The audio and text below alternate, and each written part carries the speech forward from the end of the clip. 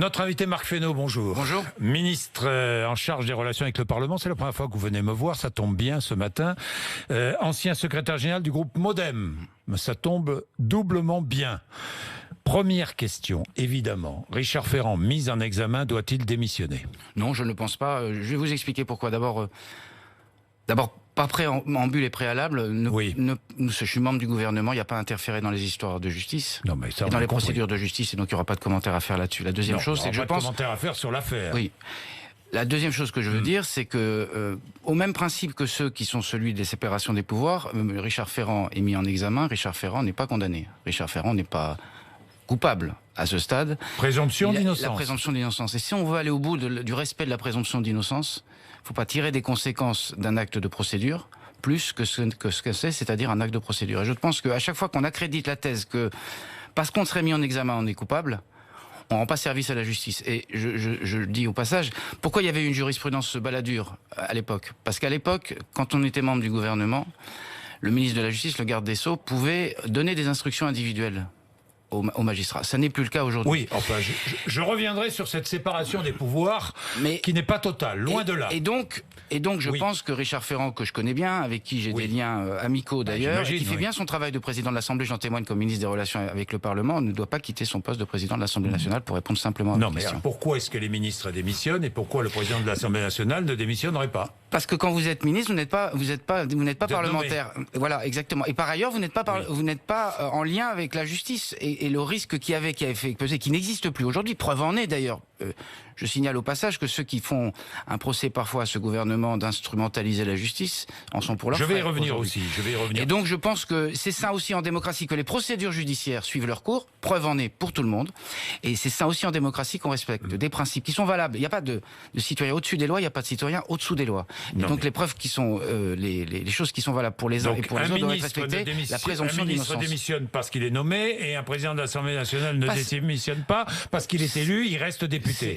Mais Marc Fesneau, c'est ça la différence? Non, pas seulement. C'est pas ce que je vous expliquais. Je vous expliquais qu'il y avait eu cette jurisprudence baladure parce qu'à l'époque, il y avait capacité de donner des instructions. Aujourd'hui, il n'y a plus cette capacité de donner des instructions. Ça, c'est contestable. Franchement, Marc Fesneau, c'est contestable. Mais bon, je ne crois pas. Alors il faut aller jusqu'au bout de la réforme constitutionnelle, on en parlera. Hein, on est bien d'accord. Marc Fesneau, mais tout de même, est-ce que l'autorité et l'indépendance de Richard Ferrand sont mises en cause aujourd'hui? L'indépendance de Richard Ferrand serait mise en cause si, parce qu'il y a une procédure judiciaire, ça entraînait une décision comme celle que donc, son autorité n'est pas ébréchée. L'autorité de Richard Ferrand, je la connais, je la pratique tous les jours et je n'ai pas le sentiment que ça soit de nature à ébrécher cette autorité.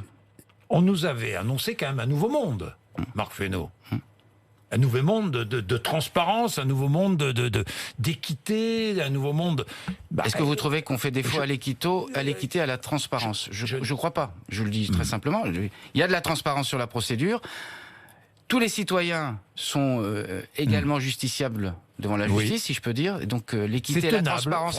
c'est tenable. Attendez, l'équité et la transparence est au rendez-vous. Moi, je pense qu'on rendrait service collectivement, nous tous, si nous respections les procédures, la justice, son indépendance et un fondement de ce qu'est la justice en France, c'est la présomption d'innocence. Et je pense que c'est comme ça qu'on retrouvera aussi, comment dirais-je, quelque chose de sain dans le débat public. C'est aussi, ça fait partie de la moralisation. Quand on est mis en examen, on n'est pas coupable. Quand on est mis en examen, il y a une procédure judiciaire qui est en cours et je suis sûr que Richard Ferrand apportera les éléments nécessaires. Est-ce tenable devant l'opinion publique, franchement? Ce matin, je demandais aux auditeurs d'RMC, 85% demandent la démission de Richard Ferrand. Mais je pense que il faut que... C'est pas toujours facile de tenir des positions, mais je pense qu'on ne peut pas substituer la procédure judiciaire au tribunal de place publique ou au tribunal d'opinion. Je trouve que c'est assez malsain. C'est rendre service à personne. Parce que c'est pas rendre service à la démocratie que de jeter en pâture des personnalités, mais même pas seulement des personnalités, de jeter en pâture des gens parce qu'on déciderait que tel ou tel doit ou ne doit pas pouvoir rester à son poste. Je pense que ça rend pas service à la démocratie. Hier, Marielle de Sarnez et François Bayrou ont été entendus. Là, vous connaissez bien tout ça, puisque vous avez dirigé le Modem. Emploi fictif du Modem au Parlement européen, c'est l'enquête qui est aussi, l'enquête suit son cours. Oui, l'enquête suit son cours. Alors, François Bayrou était très content de pouvoir s'expliquer. Est-ce que, moi je vous repose la question, est-ce que des assistants parlementaires Modem ont travaillé pour le parti et payés par le Parlement européen? Je ne vais pas commenter une procédure de justice. Ce que je sais, c'est... oui, mais je vous pose la question. Non, mais je vous posez la question, mais... Vous me dites oui ou non? Non, mais je vous dis qu'il y a une procédure judiciaire et qu'il ne m'appartient pas, dans cette procédure judiciaire, d'interférer. Je sais que François Bayrou était heureux hier, pour l'avoir eu d'ailleurs au téléphone ensuite, de pouvoir s'expliquer sur un certain nombre de choses qui avaient été divulguées dans la presse et sur lesquelles il n'avait pas pu répondre. Et je pense que c'est ça qui est le principal, c'est que la procédure suive son cours. Quant aux questions qui sont posées par les magistrats, c'est ceux qui... C'est-à-dire que lui a été obligé de démissionner et Richard Ferrand, lui... Mais pour les mêmes motifs qu'à l'époque, pour des raisons gouvernementales que j'ai essayé d'expliquer devant vous tout à l'heure. Oui. Le président de la République soutient Richard Ferrand. Oui, je crois qu'il a la confiance du président de la République. Moi, je peux témoigner des excellentes relations qu'on entretient en relation avec le Parlement, puisque c'est un interlocuteur habituel. Je sais, donc il a le soutien du président de la République. Oui, absolument. Et je peux témoigner, et pas que du président de la République, je crois qu'à l'Assemblée nationale, les ministres qui travaillent le mois le premier avec lui voient en lui un président de l'Assemblée nationale qui fait un travail d'équilibre des pouvoirs qui est parfois d'ailleurs exigeant avec nous, parce qu'il est assez exigeant avec nous dans son travail pour, là aussi, respecter la séparation des pouvoirs, pour faire en sorte que le Parlement, l'Assemblée nationale, c'est pas toujours, ça nous arrange pas toujours, en tout cas prennent pleine place dans ses prérogatives. Et donc ça, on peut en témoigner collectivement, et les parlementaires de la majorité comme de l'opposition, je crois, le reconnaissent. Est-ce que la France insoumise a perdu tous ses arguments politiques depuis hier? Une grande partie, pas tous, mais une grande partie. Il faut faire attention à des arguments politiques comme cela, parce qu'effectivement, l'essentiel de ces arguments politiques était de dire que la justice était instrumentalisée. Manifestement, la justice passe pour tout le monde. Et c'est bien ainsi que la justice passe pour tout le monde. Bien. Là aussi, il faut éviter d'instrumentaliser.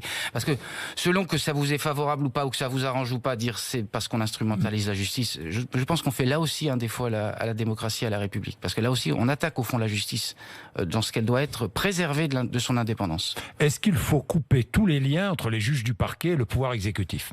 C'était le projet de la révision constitutionnelle. Pas tous les liens. Oui, c'est l'essentiel. Où est-ce qu'elle en est d'ailleurs cette elle est sur la table désormais, si je peux dire, puisqu'elle a été présentée depuis un moment. Oui, mais elle reste sur la table pour l'instant. C'est un, comment dirais-je, un travail à deux, c'est-à-dire l'Assemblée nationale et le Sénat. On a décidé de présenter le texte en Conseil des ministres pour que... Il a été présenté il y a 15 jours. Oui, il a été présenté, oui, exact. 15 jours. On l'a présenté en Conseil des ministres pour donner le signal que c'était que c'était prêt. On va pas le mettre à l'ordre du jour, comme vous le savez, on en aura peut-être l'occasion. On a beaucoup de textes qui sont devant nous déjà. Oui. Donc on introduira le débat qu'à partir du moment où on aurait une certitude ou une quasi-certitude que le Sénat et l'Assemblée nationale peuvent converger vers un accord. Ça fait des mois que vous n'avez pas de certitude. Il n'y a pas d'accord. Mais sur cette affaire-là, vous savez, un débat constitutionnel, c'est 15 jours à 3 semaines dans chaque chambre, avec des matchs aller-retour à n'en plus finir si on veut. Il y a des réformes qui doivent être menées en termes d'écologie, en termes de retraite, en termes de dépendance, enfin sur des tas d'autres sujets. On le fera à partir du moment où on aura le sentiment que le Sénat et l'Assemblée nationale peuvent tomber d'accord. Mais il faut le faire. Les magistrats du parquet ne sont pas suffisamment indépendants. Ce n'est pas moi qui le dis, c'est la Cour européenne des droits de l'homme. Est-ce que vous avez, pas pardonnez-moi, de garantie d'indépendance suffisante? C'est ce que dit la Cour européenne des droits de l'homme. Est-ce que vous avez, étant invité chez vous ce matin, le sentiment que les juges ne sont pas suffisamment indépendants? Moi, je n'ai aucun sentiment, Marc Fesneau, et ce n'est pas moi qui dois répondre aux questions. Bon, voilà, donc votre question, je n'y répondrai pas, mais vous. Mais je réponds à la question que vous posez de la Cour de justice. Je n'ai pas le sentiment ce matin. Ce sur quoi vous m'interrogez prouve quelque chose d'autre que l'indépendance de la justice en France. Donc les magistrats du parquet sont parfaitement indépendants. Et j'ai le sentiment qu'ils sont parfaitement indépendants. Même s'ils sont, après avis du CSM, nommés par le... Mais là, vous avez raison, et on ne peut pas nous en faire grief. C'est l'objet de la révision constitutionnelle. Alors, que dit cette révision? Rappelez-le. Elle visait que les nominations étaient comment dirais-je, était décidé désormais par les magistrats et pas sur décision du ministre. Mais est-ce qu'il serait bon de couper tous les liens entre les juges du parquet et le pouvoir exécutif? Mais c'était l'objet de cette révision. Vous pensez qu'il faut couper tous les liens, vous? Non, ça n'empêche pas quand même. Attendez, il y a deux choses. Couper les liens, c'est pour pas interférer. Non, je pense qu'il faut couper les liens pour pas interférer. En même temps, on a une politique de justice. Quand on dit, par exemple, il faut regarder sur l'affaire des féminicides, il faut qu'il y ait une politique homogène et qu'on soit beaucoup plus vigilant sur les mesures qu'il faut. C'est intéressant qu'on puisse donner des orientations, mais c'est pas des instructions. Je repose la question autrement. Marc Fesneau, faut-il garder le lien entre parquet et exécutif? C'est le lien de subordination qui est gênant, le lien qui fait que votre carrière dépend d'une décision qui n'est pas lié à vos du capacités... ministre, de l'exécutif. Oui, c'est ce que j'allais dire. Oui. Qui n'est pas lié à votre capacité, à votre propre professionnalisme, mais lié au ministre. L'objet de la réforme, c'était celui-là. Mais qu'en même temps, il y ait une politique de justice en France et qu'on puisse dire attention sur tel et tel sujet, on voit monter des choses, on donne des orientations, c'est pas illogique. Bon, Marc Fesneau.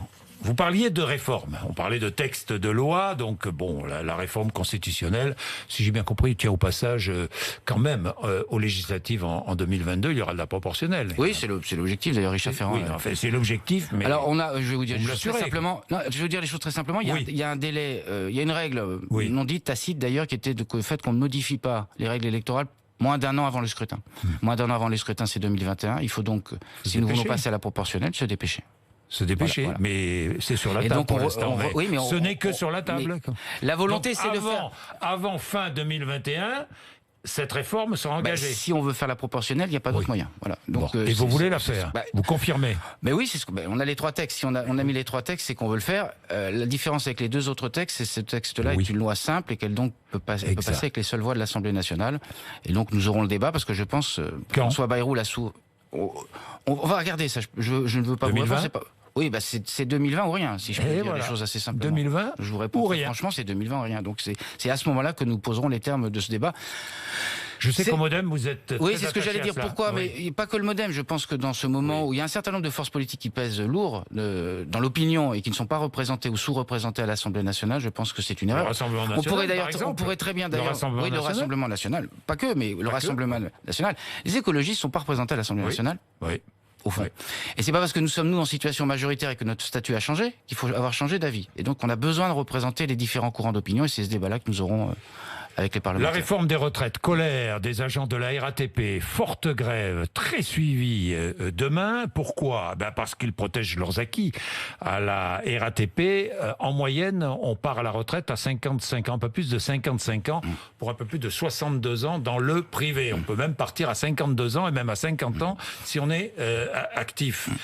Dites-moi, Marc Fesneau, cette réforme des retraites va supprimer ces régimes spéciaux, les 42 régimes spéciaux. Donc converger les 42. Celui de la RATP. Oui, c'est la convergence des 42 régimes spéciaux. Donc celui de la RATP va disparaître. Simplement, ce qu'il faut qu'on garde, et c'est ce que va dire, j'imagine, le Premier ministre au Conseil économique et social ce matin, c'est la méthode avec laquelle on va discuter de chacun des régimes spéciaux et la façon dont on fait faire les convergences. Donc ce que je regrette un peu, c'est le droit de grève est un droit absolument absolu et personne n'est là pour le remettre en cause. Mais je pense que on est un drôle de pays qui est un pays où, avant même d'avoir commencé à poser les termes du débat, on commence à se mettre en grève. C'est-à-dire qu'on invente un peu le concept de grève préventive, au fond, qui dirait que toute réforme est non acceptable. Je pense que ça serait bien de se mettre autour de la table et de regarder régime spécial par régime spécial, comment on fait converger les choses. Mettez-vous à la place du salarié de la RATP qui se dit, lorsqu'il entre à la RATP, se dit, tiens, à 55 ans, je pourrais peut-être partir à la retraite, et qui se dit maintenant, ah ben non, il va falloir que j'attende 62 ou 64 ans. Mais je peux comprendre toutes les inquiétudes, mais je pense qu'il faut qu'on soit un pays où on parle des inquiétudes, où on débatte des inquiétudes, où on trouve des voies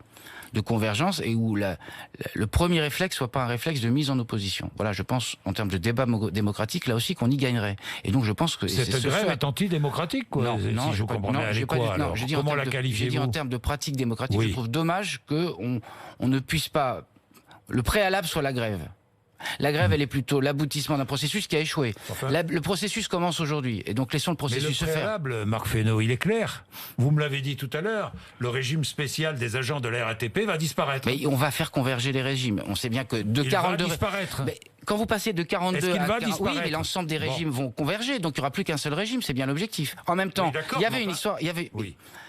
Mais c'est pas... moi, je cherche pas des bouquets... Mais je me mets à la place des agents de la RATP, Marc Fesneau.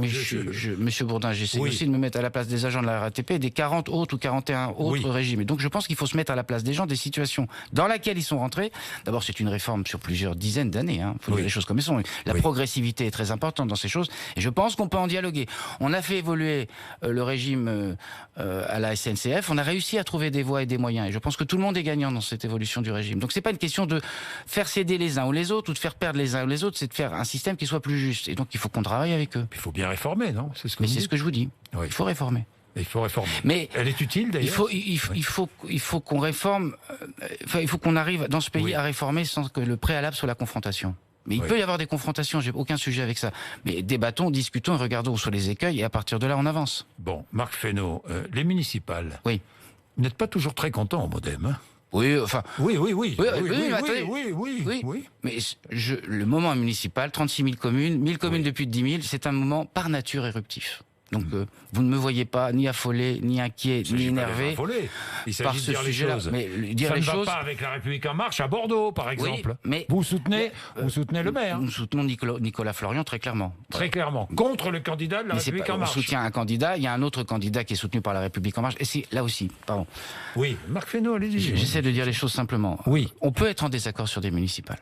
Il peut arriver que dans une ville, le cas de Bordeaux en est un, on puisse avoir un désaccord. Moi, notre exigence collective, c'est de faire en sorte qu'on cherche les points de convergence. Il y a des villes où, pour l'instant, les choses sont pas arbitrées. On peut avoir des désaccords de base avec lesquels il faut discuter.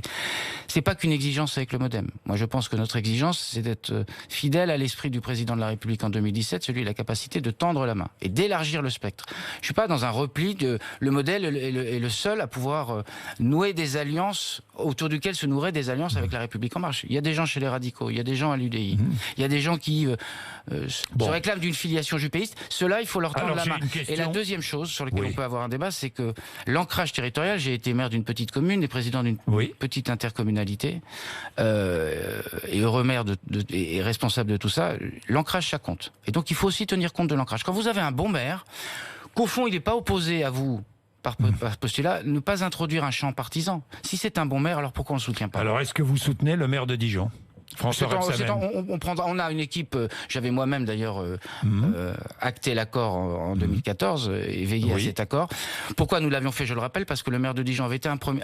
Socialiste, François Rebsamen. L'un des seuls et des rares, et longtemps des rares socialistes à avoir nourri l'idée qu'il fallait un rassemblement qui dépasse le Parti Socialiste, en l'occurrence à l'époque avec le Modem.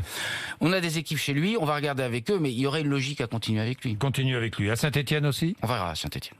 On va discuter. Enfin, on peut faire tout. Saint-Étienne, Gaël Perdriau. Oui. Les Républicains. On va voir la situation, mais il y a un moment aussi, on peut aussi regarder la position. On regarde ce que dit le maire lui-même de son rapport avec le Modem et de ce que dit le maire lui-même de son rapport pas seulement avec le Modem, avec la majorité présidentielle. On peut pas. C'est des affaires locales, mais enfin, quand vous avez des maires qui, localement, viennent battre en brèche systématiquement les politiques gouvernementales, ça peut aussi interroger. Les pesticides, je sais que vous vouliez en parler. Oui, Pourquoi ? Parce que consultation publique, donc décret le 1er janvier, on est bien d'accord ? Oui, absolument. Consultation publique sur quoi ? Sur les 5 à 10 mètres ? Sur le projet décret, les 5 à 10 mètres. C'est oui non, quoi. Oui, c'est qu'est-ce que les gens pensent et disent sur le projet décret. Il faut bien qu'on ait une proposition à formuler. Et si le public, le grand public propose 50 mètres ? Je vais vous dire sur ce sujet-là, moi, il y a quelque chose qui est assez fascinant. Oui. Nous sommes les uns et les autres les premiers à dénoncer ceux qui remettent en cause les rapports du GIEC, du groupe international sur le climat, en disant en fait ce que disent les scientifiques, c'est pas vrai. Il n'y a pas de réchauffement climatique. C'est les thèses que poussent un certain nombre de gens, comme par exemple M. Trump. De moins en moins nombreux. Enfin, il y a quand même des gens qui disent le réchauffement climatique, c'est pas vrai parce que ce que disent les scientifiques, c'est pas vrai. On interroge les scientifiques sur l'affaire des pesticides. Les scientifiques, c'est des gens qui savent, c'est des médecins, c'est des épidémiologues, et qui vous disent, sur les pesticides, la distance raisonnable, c'est 5 à 10 mètres. Et vous avez des gens comme M. Jadot, je le regrette, qui à la fois dénoncent ceux qui remettent en cause la science quand ça les arrange, et quand l'ANSES dit c'est 5 à 10 mètres, on dit, ah bah là, non, c'est pas la science qu'il faut suivre, c'est 150. Indépendante. Il me semble que l'ANSES est indépendant. Là aussi, si c'est pareil que pour la justice, si on pense que les scientifiques par nature disent des bêtises, on introduit vous voyez le fil qu'on peut tirer, parce qu'à ce moment-là, je peux venir aussi crédiblement devant vous, dire, au fond, le GIEC, c'est des scientifiques, parce qu'ils ont raison, parce qu'il y a vraiment du réchauffement climatique. Et donc, je pense qu'il faut qu'on s'appuie dans cette affaire des pesticides sur la science. Et dernière chose, donc le débat, où est le débat ? Puisque vous avez déjà décidé 5 à 10 mètres. C'est d'avoir la perception. Non, mais on interroge, on consulte les gens sur la perception qu'ils ont de la mesure qu'on propose de 5 à 10 mètres. Et donc, je pense que c'est important. Si les gens disent non, on verra. Mais je pense qu'on est capable. Si les gens disent non, on veut 50 mètres. Ce que j'essaie de faire devant vous, c'est bien beau le débat, mais le débat, il est biaisé. Il me semble que dans le grand débat, on a écouté un certain nombre de choses qu'ont dit les Français. Le grand débat, c'est une chose. Mais là, sur des mesures précises, on essaye de montrer ce qu'a dit la science et on essaie de voir ce que vont dire les citoyens. Et je pense que c'est important. Je vous dis un deuxième... Si les citoyens ne sont pas d'accord avec votre proposition, on en discutera. Vous écoutez les citoyens ou vous si on met en consultation, c'est qu'on a envie d'écouter les citoyens. Mais il faut que tout ça soit... 5 à 10 mètres, c'est pas... Mais il faut que tout ça soit étayé sur la science. Parce que moi, comme citoyen... Oui. Je peux lancer 80 mètres, je n'ai rien pour étayer ma théorie. Donc il faut qu'on étaye les théories. C'est-à-dire que c'est pas une distance de convenance, c'est une distance de sécurité, par rapport à des contraintes éventuelles qui pourraient être des contraintes médicales. Oui. Ok. Et donc il suffit pas de dire c'est 80 mètres et donc j'ai raison et donc il faut faire 80 mètres. C'est assez fascinant, je le dis au passage, parce que c'est une mesure qui touche aussi l'agriculture biologique, puisque serait interdit aussi la bouillie bordelaise pour ceux qui connaissent. Et deux, c'est les mêmes qui disent il faut rallonger les distances de traitement et qui nous disent tous les jours il faut faire de l'agriculture périurbaine. Et jusqu'à nouvel ordre, ce n'est pas l'agriculture qui a été l'urbanisation, c'est l'urbanisation galopante et démente qu'on a laissé faire pendant des années qui a fait qu'on a construit des habitations parfois au milieu des champs. Et donc il faut penser aussi aux agriculteurs dans cette affaire-là. Parce que ils n'ont rien demandé eux, hein. Et ils n'ont pas demandé que l'urbanisation vienne s'installer chez eux, et y compris par exemple dans des zones maraîchères ou des zones de viticulture, si vous faites des bandes comme ça, en contradiction avec ce que dit la science, en plus vous rendez impossible l'agriculture dans un certain nombre de ces zones-là. Parce que si vous n'avez pas de bouillie bordelaise dans la vigne, je vous souhaite, vous le savez comme moi, bien du courage. Merci Marc Fesneau, 8h54, Merci. RMC et BFM TV.